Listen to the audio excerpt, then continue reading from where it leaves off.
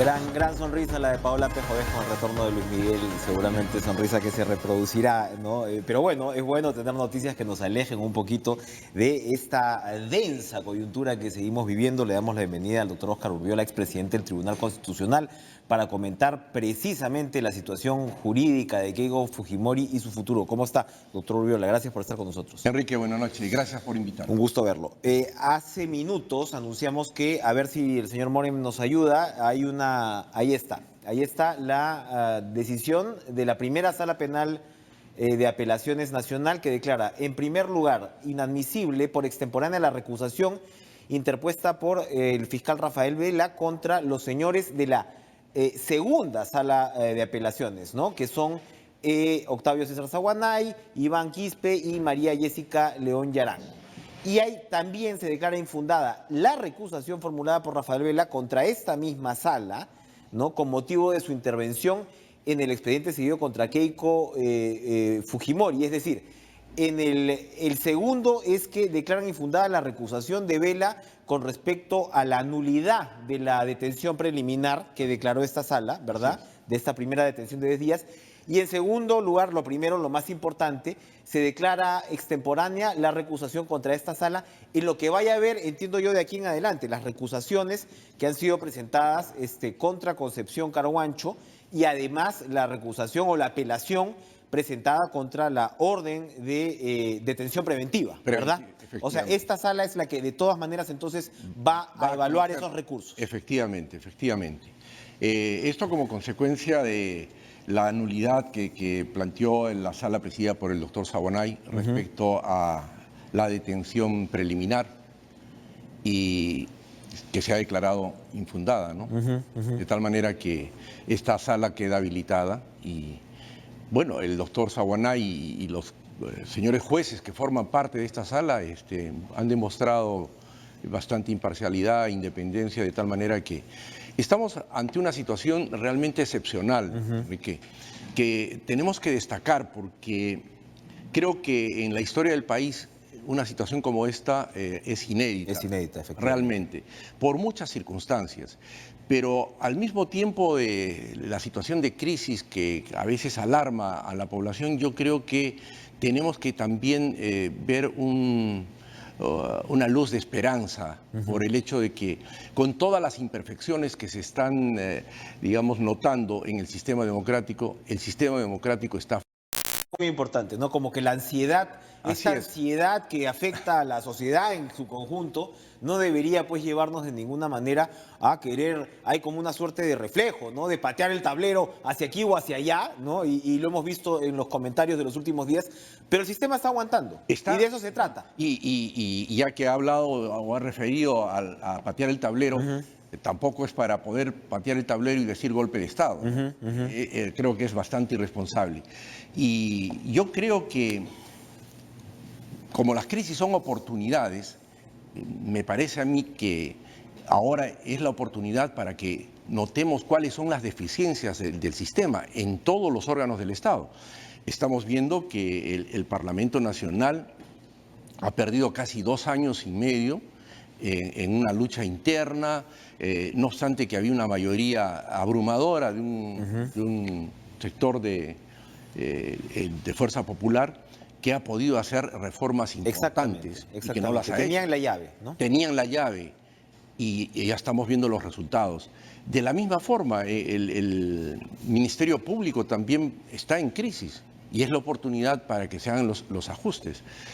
El Ejecutivo también tiene que hacer ajustes en la ejecución, por ejemplo, del presupuesto público, lo que es la reconstrucción del norte y una serie de obras que están atrasadas, como es el caso del Aeropuerto Internacional Jorge Chávez y otras más. De tal manera que yo veo esta crisis como una oportunidad y la oportunidad de reafirmarnos en un sistema democrático que es el sistema menos imperfecto, podríamos decir, y que podemos ir consolidando, al menos en el caso, por ejemplo, de la estructura del Parlamento Nacional. Yo creo que el señor presidente de la República va a tener que reflexionar respecto a su propuesta de la bicameralidad, y luego la negativa para marcar el no a la bicameralidad como consecuencia de ese contrabando que le pusieron de la cuestión de confianza.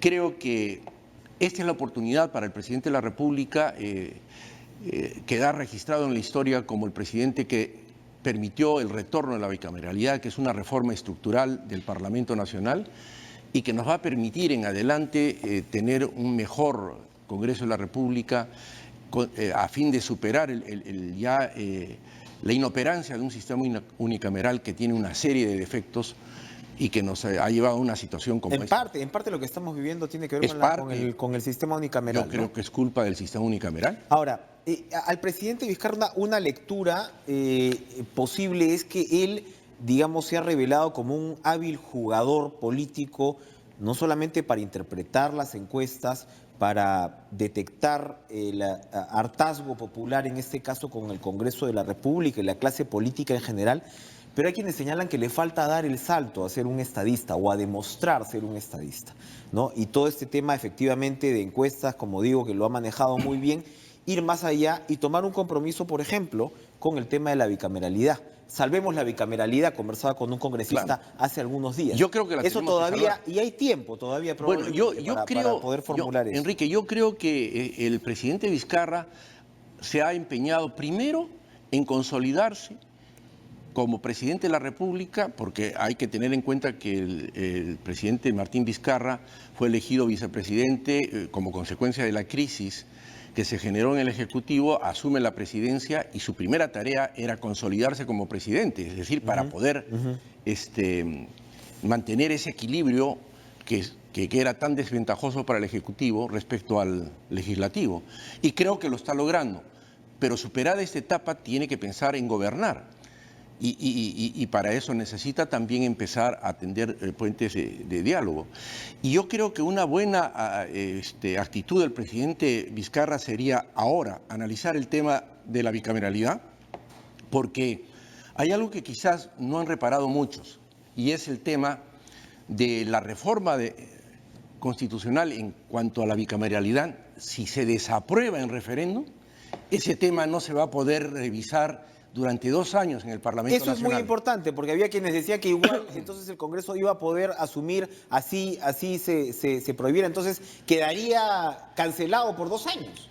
El artículo 43 de la Ley de Participación Ciudadana, la 26.300, establece que cuando una reforma constitucional es desaprobada, ese tema no se puede mover en 2 años. Importantísimo la Entonces, advertencia que usted yo nos hace. creo que tienen que reflexionar. Y el señor presidente de la República haría muy bien en decirle al pueblo: yo propuse la bicameralidad, la desnaturalizaron en el Parlamento, pero así y todo la vamos a aprobar. Pero que fue lo primero que nos dijo el presidente en este programa. Él dijo al principio, bueno, sí, lo asumo, y algo cambió de opinión. Y fue en su programa, precisamente. Exacto, Enrique. Sí. Y haría muy bien si el presidente le dice al Parlamento: vamos a aprobar la bicameralidad con ese defecto, pero emplazo al Parlamento para que en los 2 años que resta, en 2 legislaturas extraordinarias, modifiquen el tema de la cuestión de confianza, porque eso no me va a afectar a mí, le va a afectar al próximo gobierno. Y como estadista, yo creo que ya él tendría la categoría de estadista si ve, no en el mediano y corto plazo, sino a largo plazo, que se le den las condiciones al próximo gobierno para que tenga las herramientas de un equilibrio de poderes, como es el caso de la cuestión de confianza, para contrarrestar la otra herramienta que tiene el legislativo, que es la censura. Ahora, de tal manera que es importante recalcar ese aspecto, Enrique, que si se desaprueba la bicameralidad ahora, es el Parlamento en los 2 años que le quedan no va a poder tratar ese tema.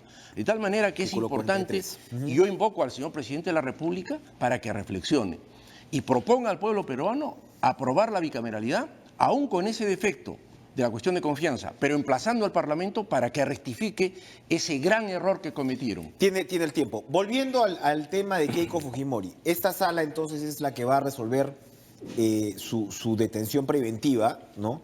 En resumen, y esta fue la misma sala que le dijo a Concepción Carhuancho: oiga, usted ha hecho un copy-paste prácticamente para la detención preliminar. No ha valorado los argumentos del fiscal y ha sido muy expeditivo entonces La sala no dijo, yo desapruebo esto, dijo, lo anulo porque esto tiene que ser revisado. Esta decisión de que esta sala se mantenga al frente de las recusaciones, al menos, ¿pinta bien para Keiko Fujimori? ¿Algo nos dice? ¿Hay algún antecedente? ¿Podría ser liberada ella por decisión de esta sala? Enrique, ¿Qué puede usted yo adelantar? siempre he manifestado, y esa es mi posición, no la voy a variar, privar de la libertad a una persona, cualquiera que ésta sea, es la medida más extrema, es la última ratio, como se dice en derecho, la última razón. Y por la presunción de inocencia, yo creo que solo se puede privar de la libertad a quienes son condenados.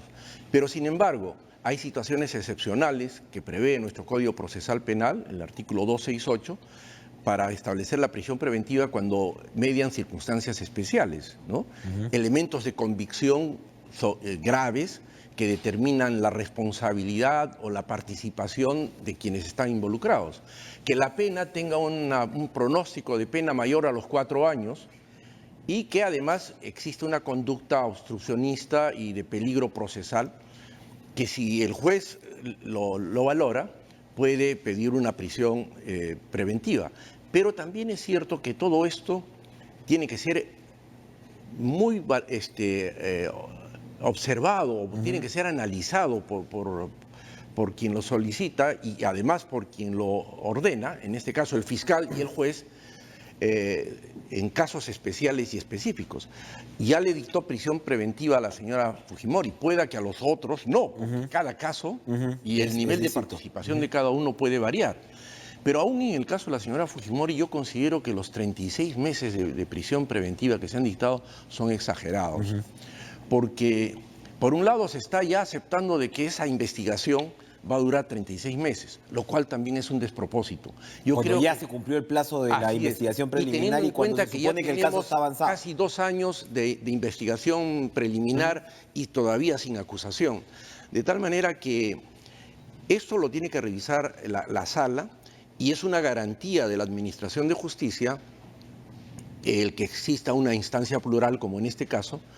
Y no es que ya la sala del señor Saguanay haya dictado una nulidad en el caso anterior y en otros casos, porque al juez Concepción Carguancho ya le han revocado varias veces. El Tribunal Constitucional Cada también. caso es un caso, de tal manera que yo no me atrevería a decir cuál es el pronóstico. Pero eso sí, creo que tenemos que confiar en la justicia y pensar que los jueces tendrán que dar cuenta de esos actos posteriormente, porque las sentencias en todos los niveles de la Administración de Justicia están sujetas a la crítica, que es un derecho de todas las personas consagrado en la Constitución. Muchas gracias, doctor Urbiola, por acompañarnos esta noche, muy interesante.